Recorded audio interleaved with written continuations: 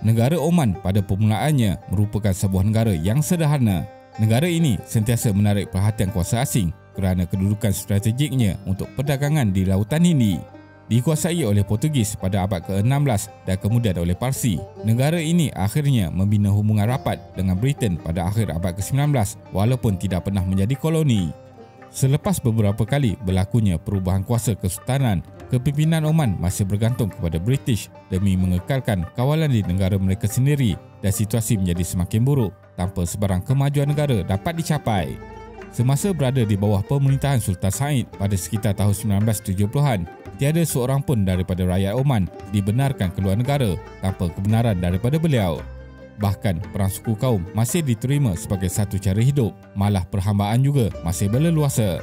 Walaupun Oman merupakan sebuah negara yang kaya dengan hasil bumi iaitu minyak, negara ini kekal miskin sehinggalah Sultan Qaboos bin Said Al Said menaiki tahta. Barulah ekonomi Oman bertambah baik sehinggalah ia berjaya menjadi salah satu negara dengan nilai kekayaan yang tinggi. Jadi dalam video kali ini, kita akan melihat sejarah dan bagaimana Oman boleh menjadi negara yang kaya. Teruskan menonton. Dapatkan akses video eksklusif dan video terbaru dari APHD Channel dengan menyertai membership. Tekan link di bawah dan pilih eksklusif video. Terdapat lebih banyak dokumentari yang menarik di sini.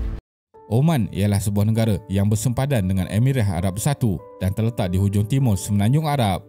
Kedua-dua negara ini terkenal dengan kebergantungan ekonomi kepada sumber asli terutamanya gas dan minyak.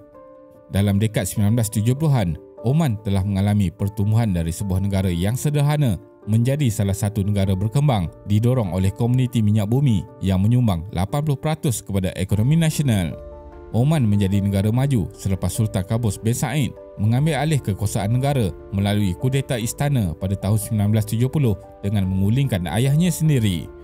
Beliau kemudiannya membawa negara itu ke arah kemodenan dengan membina jalan raya, hospital, sekolah, sistem komunikasi serta kemudahan industri dan pelabuhan. Latar belakang Sultan Qaboos. Qaboos dilahirkan di bandar selatan Salalah di wilayah Dofa pada 18 November 1940. Selepas mendapat pendidikan di rumah, beliau berpindah ke England untuk meneruskan pembelajaran sejarah persendirian di Suffolk. Beliau kemudian melanjutkan pengajiannya di Akademi Tentera dan berkhidmat dengan Regimen Senapang Scotland. Selepas mengembara dunia bersama salah seorang penasihat bapanya, Qaboos diarahkan oleh bapanya untuk dibawa pulang ke Salalah pada tahun 1965. Selepas bertahun-tahun menuntut ilmu di barat, beliau mula digalakkan untuk mempelajari undang-undang Islam dan cara pemerintahan kabilah. Bapanya, Sultan Said, menjadikan anaknya hampir sebagai banduan selama 6 tahun sambil mengekalkan kehidupan rakyatnya kekal mundur walaupun pendapatan minyak negara itu semakin meningkat. Selepas berlakunya penggulingan kuasa, Sultan Qaboos dengan segera melancarkan pelbagai projek pembangunan negara. Beliau juga memasukkan undang-undang moral bapanya dan menubuhkan majlis menteri iaitu kabinet dan 2 badan perundingan.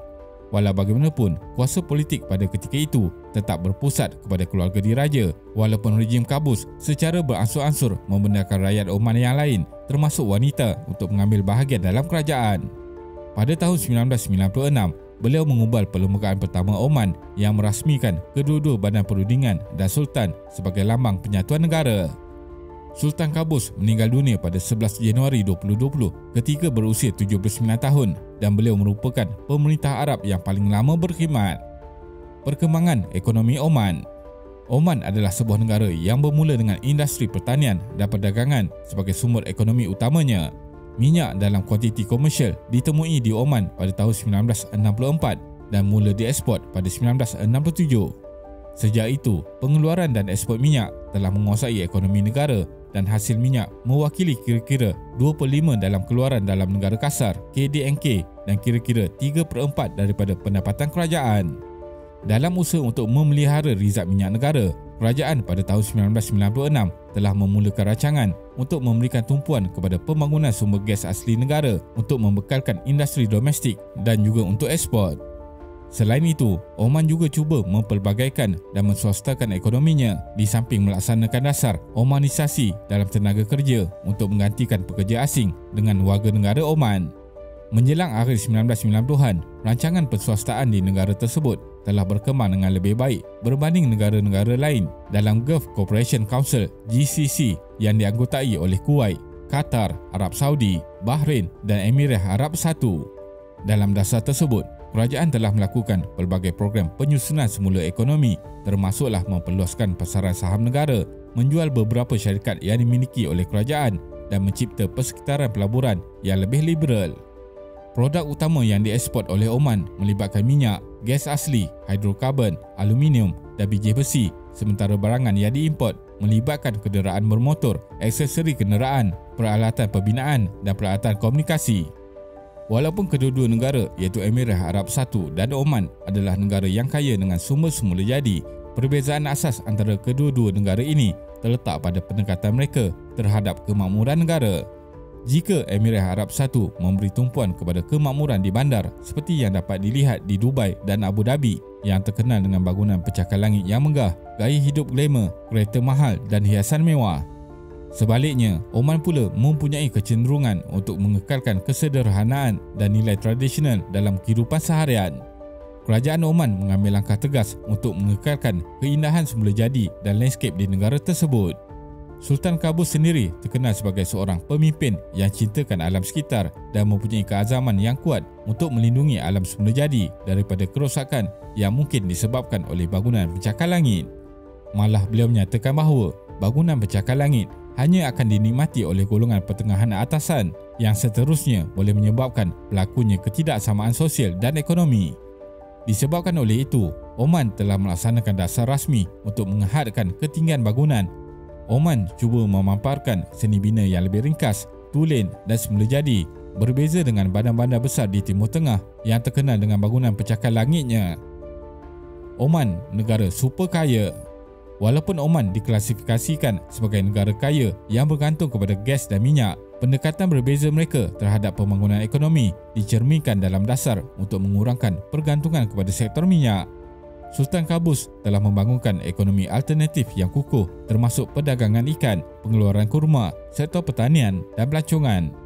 Hasil negara digunakan untuk membina infrastruktur seperti hospital, sekolah, universiti dan perumahan untuk warga Oman. Antara salah satu bukti kejayaan Sultan Qaboos mentadbir Oman ialah apabila kurangnya gelandangan atau pengemis di negara tersebut, malah keluarga miskin dari segi ekonomi masih mampu untuk mempunyai rumah dan kereta sendiri. Kemakmuran rakyat Oman dicerminkan dalam data statistik yang menunjukkan peningkatan ketara dalam purata pendapatan isi rumah antara tahun 2001 dan 2011. Pada 2023, Oman mempunyai KDNK per kapita sebanyak $21,960 dan disenaraikan antara negara Arab yang paling kaya walaupun hanya dikenali sebagai sebuah negara luar bandar. Kadar kemiskinan Oman telah mengalami penurunan dalam dekad terakhir dan terus menunjukkan tren penurunan. Selain itu, mata wang rial Oman juga mempunyai nilai yang kukuh sekaligus mencerminkan kestabilan ekonomi negara. Kesimpulannya, walaupun Oman berjaya berubah dari sebuah negara konservatif menjadi negara moden di bawah pemerintahan Sultan Qaboos, negara itu juga terkesan dengan penurunan harga minyak dunia yang pernah menjadi satu-satunya sumber ekonomi negara. Tetapi disebabkan oleh kebijaksanaan kepimpinan, Oman berjaya melaksanakan kepelbagaian dan pemodenan ekonomi di mana menjadikan negara itu tidak lagi bergantung dengan sumber minyak yang semakin berkurang.